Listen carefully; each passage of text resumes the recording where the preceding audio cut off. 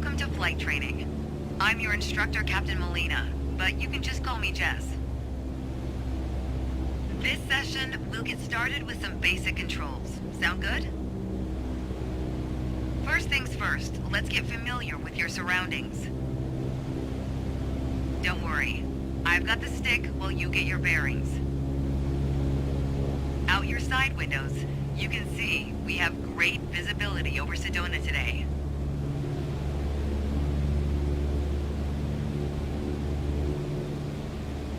This is Red Rock territory. Beautiful, isn't it?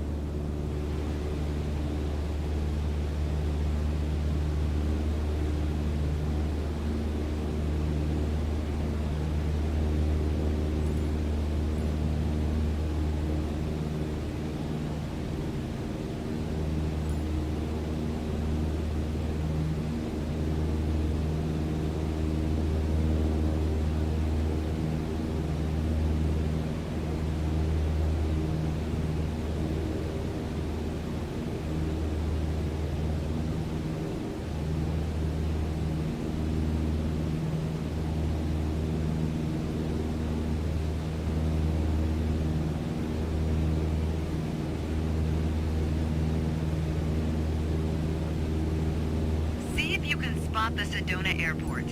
The runway should be a pretty easy landmark to find. There you go. Visual confirmation on the airport. Now that we're oriented, it's your turn. Time to fly this bird. The first control on our training list is the yoke. I still remember my first instructor saying the yoke is like a steering wheel. Almost. Sure, you can turn, but you can also pitch. For starters, it controls the ailerons. And the ailerons, they allow the plane to roll and bank into turns. Go ahead and try rolling to the right.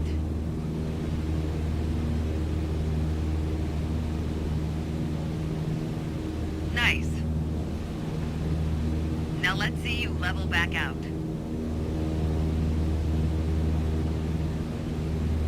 Good. Of course, the yoke also controls the elevator. And the elevator affects the plane's pitch, right? Pull back on the stick, the plane starts to climb. Give it a shot. The most valuable things in aviation are speed and altitude. But notice, when you're pitching up, your speed is decreasing. You could add more power. Or for now, let's just pitch down. Just like that, your speed's picking up again as the nose pitches down. As you level back out, let's talk about another control, the rudders at your feet. Rudder pedals control the aircraft's side-to-side movement, also known as yaw. On the ground, those pedals are going to steer the plane left or right. Up here, they properly align us during turns. Try them out and watch the plane's nose skew to either side.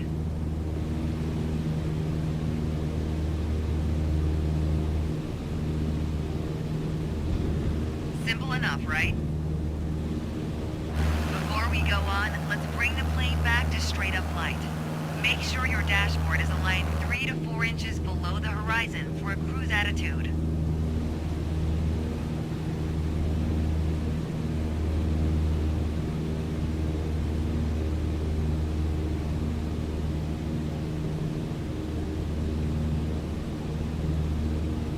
Okay, the last thing we're gonna cover now is the throttle.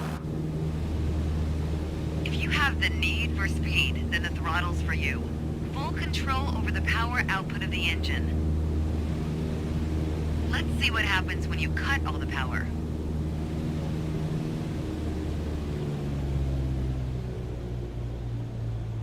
Surprise, surprise, our altitude is decreasing. This might be a good time for a piloting PSA. Always keep an eye on your surroundings, because nobody likes a low-flying duck. Alright, let's go ahead and throttle back up.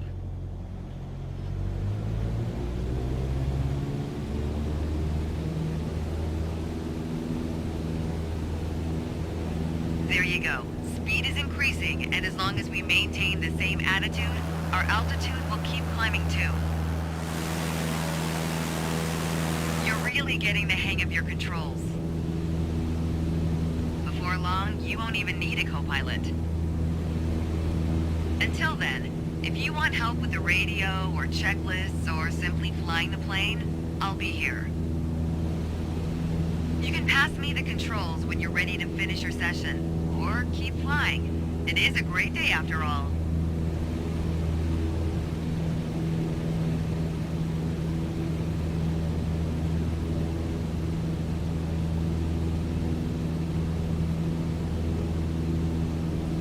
All right, I have control. Good job.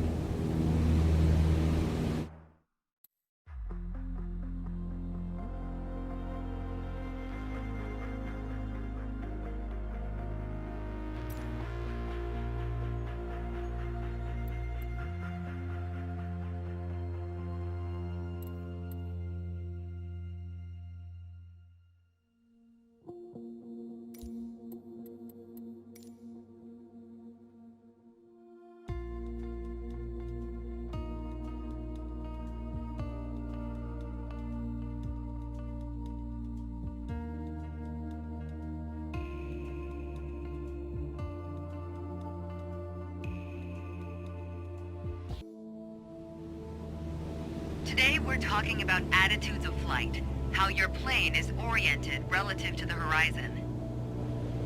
If you look outside, you can see the cockpit is just about 4 inches below the horizon line.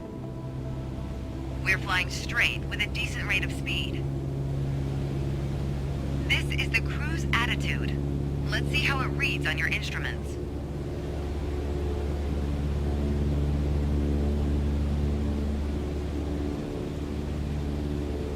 Take a look at the attitude indicator. As the name implies, it shows your current attitude. The white line is the horizon, with the sky above and the ground below. That orange element in the middle, aligned with the horizon, that's your plane. Just like we saw outside, our current attitude reads pretty much straight and level. Okay, now let's see how much power the engine's generating. Check your tachometer. Looks like we're pushing around 2,300 revolutions per minute. Combined, attitude and engine RPMs translate to aircraft performance. Which leads us to your airspeed indicator. Now, last but not least, check your altimeter. To figure out your altitude, you always want to read the small needle first. That's how many thousands of feet up you are. Then on to the big needle for the hundreds. With our current attitude and power output, we're holding a speed of 90 knots and a stable altitude of 6,000 feet. But that's about to change. Take the stick when you're ready. Pull back slightly on the yoke to raise the nose just above the horizon line. About 2 inches. Make sure you don't pitch up too much, or the angle will be too steep to create lift. And without enough lift, we'll stall. Alright, go full throttle and start climbing.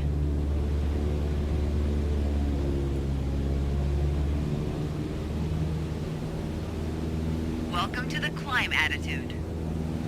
See how it shows up on your attitude indicator and tachometer? According to your altimeter, we're gaining altitude. But we're losing airspeed even at full throttle, proving you can't avoid basic physics while making a climb. Okay, before we go on, let's get back to a cruise attitude. Ease up on the yoke and aim your nose just below the horizon. Then throttle back down to 2,300 RPMs.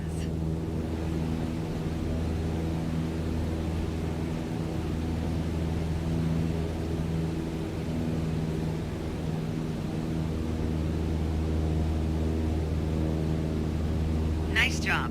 We're now set up with the same attitude and power we had at the top of our lesson. Next up is the descent attitude. Start by reducing your RPMs to 1800. Then drop the plane's nose a bit further below the horizon.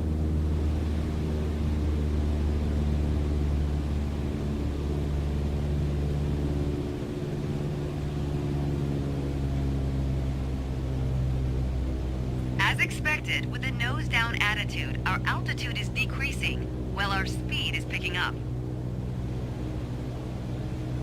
Why don't you get us back to a cruise attitude, and we'll hit the last part of our lesson.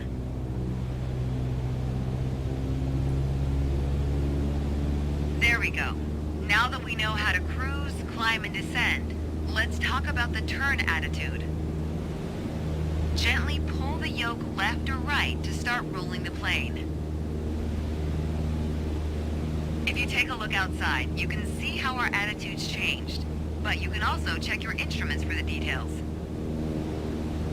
As a general rule, you always want to keep your turns under 30 degrees. At the top of your attitude indicator, there's a series of notches representing 10 degrees each. Use them to control your roll. Notice the more you turn, the more you need to pull back on the yoke to maintain altitude. When you're rolling out, you'll need to do the opposite. Roll and push at the same time. The more you know about the main attitudes of flight, the closer you get to that pilot state of mind. So keep practicing, and whenever you're done, pass me the controls.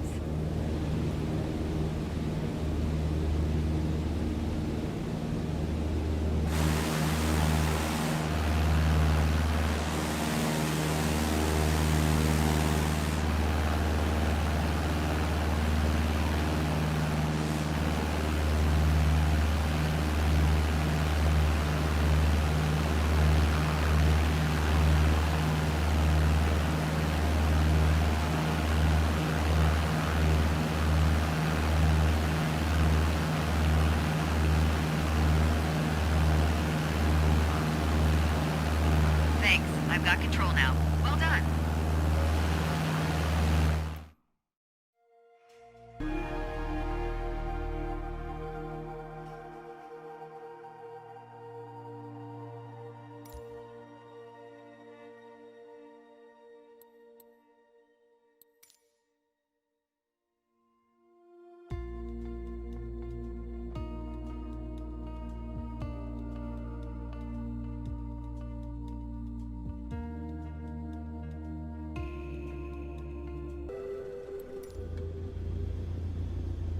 There's an old saying I like. A mile of road will take you a mile. A mile of runway will take you anywhere. Taking off isn't hard, but there are a few key points to remember. First, we always take off into the wind, which won't be an issue on a calm day like today. Second, before we enter a runway, we always make sure it's clear.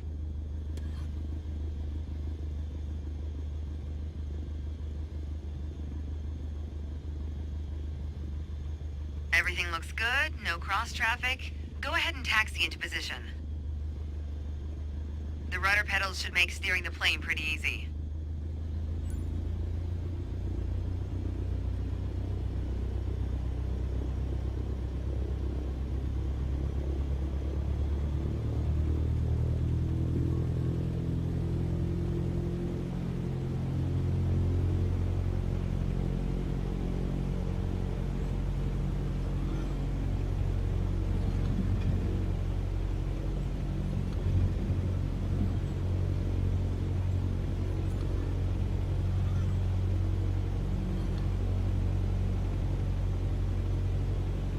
Alright, let's do this. Apply full power and I'll walk you through the takeoff as we go.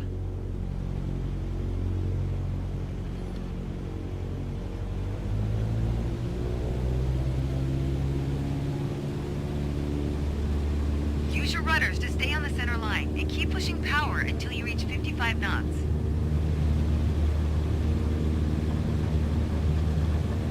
Good. Now gently pull back on the yoke. Line up the top of your instrument panel so it's a couple inches above the horizon. That'll pitch us up and set a good climb attitude.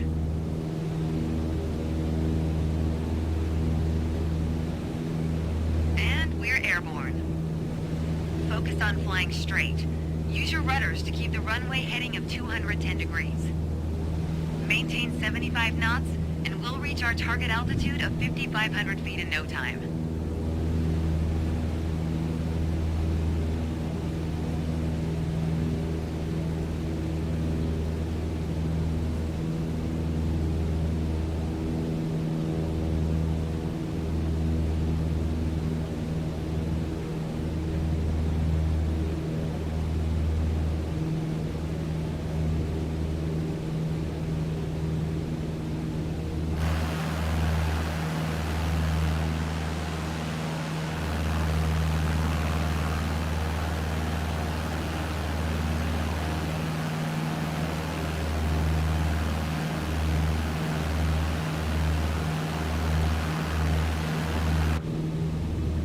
Ah, 5,500 feet. A nice, safe altitude for part 2 of our lesson. Straight and level flight. First step here is adjusting our attitude. We're in a cruise attitude, pushing max power. To stay level at our target altitude, let's start by easing the throttle back to 1,800 RPMs.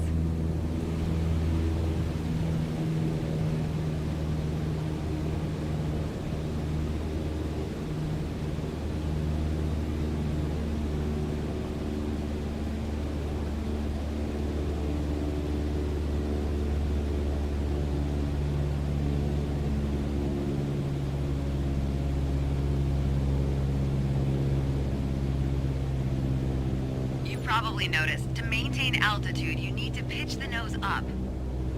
You could just keep pulling on the yoke to hold steady, but that's not really a precise means of control. Probably better to adjust your trim wheel until you don't need to push or pull on the yoke. Drag the trim down when you need to set the nose up. Drag it up to set the nose down. Try adding trim to keep us at 5,500 feet without increasing throttle. If you feel our pitch slipping and need to get back to the proper attitude, don't worry. Just pull on the yoke, then dial in the right trim. The way I was taught, when you adjust the trim, you make rough changes at first to remove pressure on the yoke, then small adjustments to find the perfect setting to keep your desired attitude. That's the key to straight and level flight. It saves you from constantly pushing or pulling on the yoke. And that gives you more time to enjoy the ride. If you want more practice using the trim, go for it. Whenever you're ready to pass the controls, I'll be here.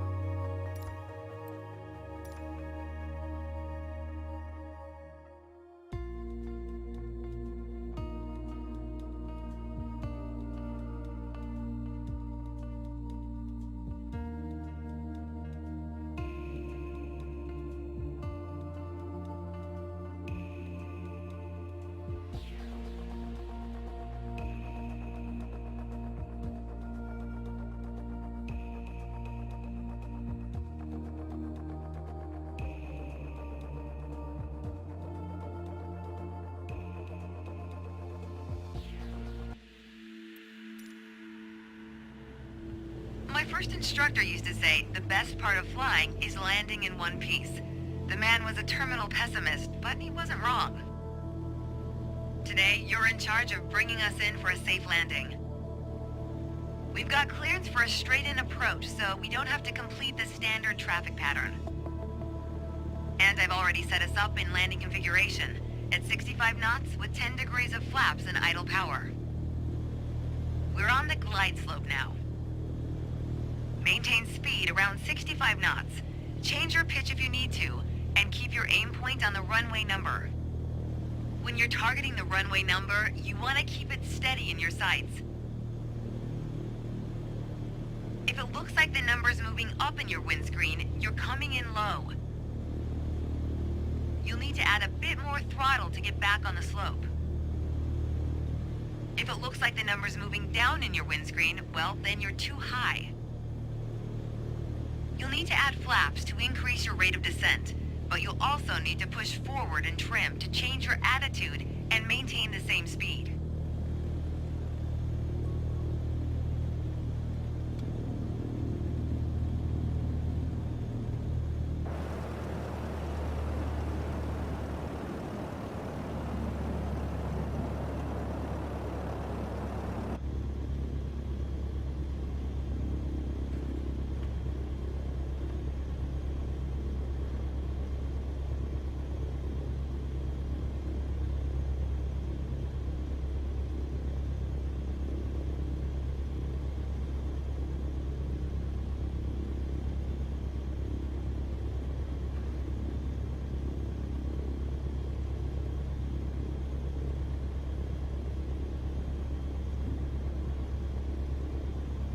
Keep your aim point on the runway threshold.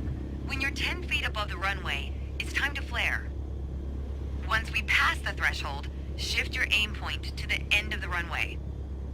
Then, pull back slightly on the yoke to aim the nose just above it.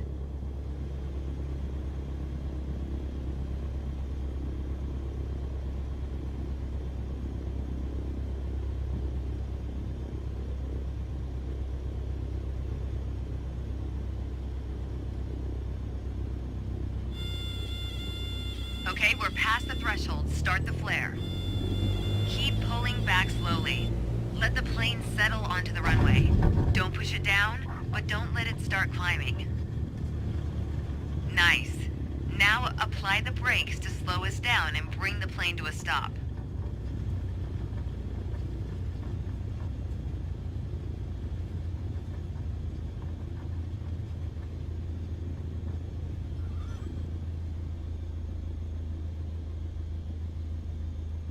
Great job. As they say, any landing you can walk away from is a good landing.